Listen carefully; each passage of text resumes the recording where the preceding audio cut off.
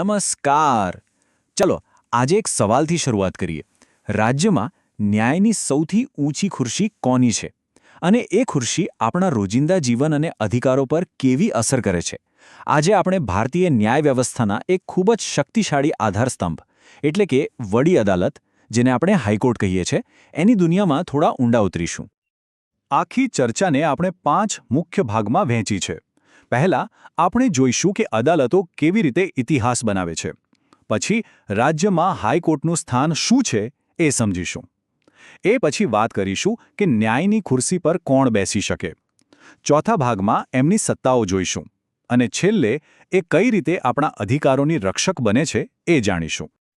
તો ચાલો સીધા પહેલા વિભાગ પર જઈએ, ઇતિહાસનું નિર્માણ કરતી અદાલત. અહીંયા આપણે એક એવો શબ્દ સમજીશું જે વડી અદાલત જેવી સંસ્થાઓને એમની ખરી તાકાત આપે છે, અને એ શબ્દ છે નજીરી અદાલત. તો આ નજીરી અદાલત એટલે શું? ચાલો સમજીએ. કલ્પના કરો એક એવી કોર્ટની જેનો ચુકાદો આવે ને એ ખાલી કેસ પૂરો નથી કરતો. ના, એ ચુકાદો પોતે જ એક કાયદો બની જાય છે. એના નિર્ણયો સમજો કે ભવિષ્ય માટે પથ્થર પરની લકીર છે. એની નીચેની બધી જ અદાલતોએ એને ફોલો કરવો જ પડે. કોઈ ઓપ્શન જ નથી. આ જ વાત છે. જ્યારે કોઈ ટોચની અદાલત જેમ કે આપણી સુપ્રીમ કોર્ટ કોઈ નિર્ણય આપે ત્યારે એની અસર નીચેની દરેક અદાલત પર થાય છે. એ ખાલી એક કેસનો ફેસલો નથી, પણ આવનારા હજારો કેસ માટે એક નિયમ બની જાય છે. એનાથી એક કાયદાકીય માપદંડ નક્કી થઈ જાય છે. તો આવી અદાલતની શક્તિ શું હોય? પહેલી વાત, એના ચુકાદાઓ હંમેશ માટે રેકોર્ડ પર રહે છે. એક કાયમી દસ્તાવેજ બની જાય છે. બીજી, નીચલી અદાલતો માટે એના આદેશોનું પાલન કરવું ફરજિયાત છે. અને સૌથી અગત્યનું, જો કોઈ એના આદેશને ન માને તો અદાલત કન્ટેમ્પ્ટ ઓફ કોર્ટ એટલે કે અદાલતના તિરસ્કાર બદલ સજા પણ કરી શકે છે. આ તો એની સર્વોપરિતા છે. ઓકે, તો હવે આપણને નજીરી અદાલતનો બેઝિક આઈડિયા આવી ગયો છે. તો ચાલો હવે આપણા મુખ્ય વિષય પર પાછા ફરીએ. વિભાગ 2, રાજ્યનું સર્વોચ્ચ ન્યાયિક અંગ, જેમાં આપણે હાઈકોર્ટને બરાબર સમજીશું. એકદમ સરળ વાત. જેમ આખા દેશના ન્યાયતંત્રમાં સૌથી ઉપર સુપ્રીમ કોર્ટ છે, બસ એ જ રીતે રાજ્યના લેવલ પર આ ટોચ પર કોણ છે? વડી અદાલત. રાજ્યની અંદર આવતી તમામ અદાલતોમાં એ સર્વોચ્ચ છે. આપણા બંધારણમાં સ્પષ્ટ લખેલું છે કે દરેક રાજ્ય માટે એક વડી અદાલત હોવી જોઈએ. અને આજે મોટાભાગના રાજ્યો પાસે પોતાની હાઈકોર્ટ છે પણ. જો કે ક્યારેક વ્યવહારિક કારણોસર એવું પણ બને કે એક જ હાઈકોર્ટ એક કરતાં વધુ રાજ્યો કે કેન્દ્રશાસિત પ્રદેશો માટે કામ કરે. ચાલો હવે વાત કરીએ એ લોકોની જેઓ ન્યાયની આ ગાદી સંભાળે છે, એટલે કે ન્યાયાધીશો. આ લોકો કોણ હોય છે? એમની નિમણૂક કેવી રીતે થાય છે? અને આટલા મોટા પદ માટે શું લાયકાત હોવી જરૂરી છે? ચાલો જાણીએ. હવે જુઓ, વડી અદાલતના જજની નિમણૂક છે ને, એ કોઈ એક વ્યક્તિનો નિર્ણય નથી હોતો. ના, એ એક આખી પ્રોસેસ છે, એક સહિયારી પ્રક્રિયા. આમાં કોણ કોણ હોય? દેશના રાષ્ટ્રપતિ, સુપ્રીમ કોર્ટના સૌથી સિનિયર જજ, અને જે રાજ્યની વાત હોય એના ગવર્નર. આ બધા જ સાથે મળીને ચર્ચા વિચારણા કરે છે.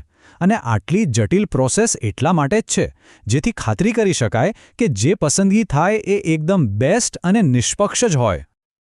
તો સવાલ એ છે કે આટલા માનવંતા પદ માટે કોણ યોગ્ય ગણાય? શું લાયકાત હોવી જોઈએ? ચાલો જોઈએ. આના માટેના જે માપદંડ છે એ બહુ જ કડક છે. સૌથી પહેલાં તો વ્યક્તિ ભારતનો નાગરિક હોવો જોઈએ. બીજું, કાયદાનો જબરદસ્ત અનુભવ જોઈએ. મતલબ કે ઓછામાં ઓછા 10 વર્ષ વકીલાત કરી હોય અથવા તો કોઈ ન્યાયિક પદ પર કામ કર્યું હોય. ત્રીજું, રાષ્ટ્રપતિની નજરમાં એક નિષ્ણાત કાયદાશાસ્ત્રી હોવા જોઈએ. અને આ બધાની ઉપર ઉંમર 62 વર્ષથી ઓછી હોવી જોઈએ. 62? આ આંકડો યાદ રાખવા જેવો છે. આ વડી અદાલતના ન્યાયાધીશની રિટાયરમેન્ટ એજ છે. આ ઉંમરે તેઓ નિવૃત્ત થાય છે. એનાથી શું થાય? ન્યાયતંત્રમાં નવા વિચારો અને નવી ઉર્જા માટે જગ્યા બનતી રહે છે.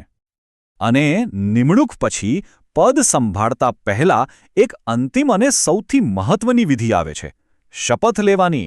રાજ્યના રાજ્યપાલની સામે દરેક ન્યાયાધીશ બંધારણ પ્રત્યે વફાદાર રહેવા અને નિષ્પક્ષ ન્યાય કરવાના શપથ લે છે. આ ખાલી એક ફોર્મેલિટી નથી, પણ એક પવિત્ર વચન છે. ચાલો હવે આપણે ચોથા વિભાગમાં જઈએ. અહીં આપણે વડી અદાલત પાસે કઈ કઈ મુખ્ય સત્તાઓ છે અને એમના કામ શું છે એના પર વાત કરીશું. આ સત્તાઓ જ તેમને ન્યાય જાળવી રાખવામાં મદદ કરે છે. આ એક બહુ જ અગત્યનો સવાલ છે. માણસ માત્ર ભૂલને પાત્ર, એટલે ન્યાય પ્રક્રિયામાં પણ ભૂલ થઈ શકે. તો સવાલ એ છે કે જો કોઈ નીચલી કોર્ટ ખોટો નિર્ણય આપી દે તો શું થાય? બસ અહીં જ હાઈકોર્ટની ભૂમિકા શરૂ થાય છે. અને એનો જવાબ છે વડી અદાલતની અપીલ અને દેખરેખની સત્તા. આનો સીધો સાદો મતલબ એ છે કે જો હાઈકોર્ટને એમ લાગે કે નીચેની કોર્ટનો નિર્ણય ખોટો છે, તો એ નિર્ણયને બદલી શકે છે, રદ કરી શકે છે, અથવા તો કેસને ફરીથી તપાસ માટે પાછો પણ મોકલી શકે છે. આ ન્યાયની ભૂલ સુધારવા માટેની એક બહુ જ મજબૂત વ્યવસ્થા છે. અને આ સત્તા ખાલી કોર્ટ પૂરતી જ નથી હો. વડી અદાલત રાજ્યના કોઈપણ સરકારી અધિકારી કે વિભાગના કામકાજની પણ સમીક્ષા કરી શકે છે.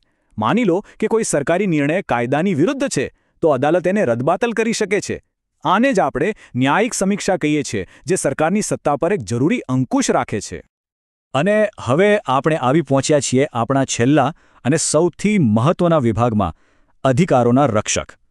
અહીં આપણે જોઈશું કે વડી અદાલત કઈ રીતે એક સામાન્ય નાગરિકના મૂળભૂત અધિકારોની રક્ષા કરે છે. આ વડી અદાલતની સૌથી પવિત્ર જવાબદારીઓમાંથી એક છે.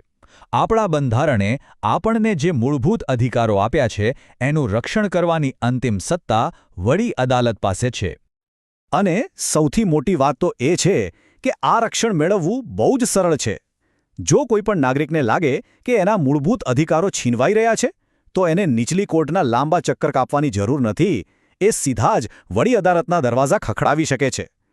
આ વ્યવસ્થા ખરા અર્થમાં ન્યાયને લોકો સુધી પહોંચાડે છે. તો અંતમાં એક સવાલ સાથે અટકીએ જે વિચારવા જેવો છે. આપણે આખી વાત કરી કે વડી અદાલત કઈ રીતે કાયદાનું શાસન ટકાવી રાખે છે, નાગરિકોના હકની રક્ષા કરે છે. આ બધું જોયા પછી શું આપણે એવી લોકશાહીની કલ્પના પણ કરી શકીએ છીએ જ્યાં ન્યાયતંત્ર સ્વતંત્ર જ ન હોય, જ્યાં એ સરકારના દબાણમાં કામ કરતું હોય? આ સવાલ જ મને લાગે છે કે વડી અદાલત અને આખા ન્યાયતંત્રનું મહત્વ બતાવી જાય છે.